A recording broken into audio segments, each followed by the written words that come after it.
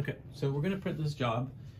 This is we're going to call this labels. This is for Anura USA, and we're basically trying to recreate a making of labels and printing on onto labels. And one of the first things that I noticed is in setting up the size of the actual original was set up as letter size, and we want it set up as statement. And as we set it up as statement, then we have the size showing here and the size showing on the side here for how big the page is. And so when we look at the orientation, we have it on landscape and we have the size as statement. So everything's good here. And as what we're gonna do is we're gonna print this first page. So when I go into File and then Print, I print the first page to the Toshiba eStudio 4515, yours is 3515. I go into Printer Properties, and again, I want it to go to the bypass tray, and I want to pick thick 3 paper. Okay, so I'm going to set this up for thick 3,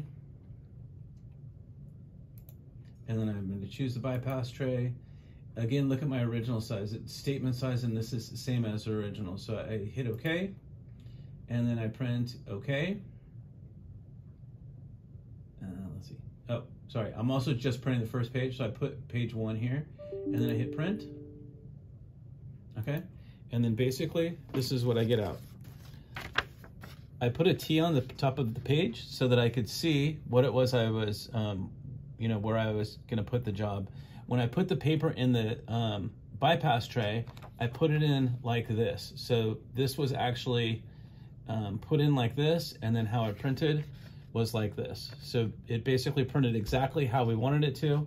It didn't have to shrink anything down because the main thing is choosing the paper size. And how it was set up previously in labels was at letter size, not at statement. And so statement is the real trick here. And so you can see that we actually did this. Now, if I had your job, I would have been able to show you how I was able to print it. But because I didn't, I just made my own. Okay, thanks.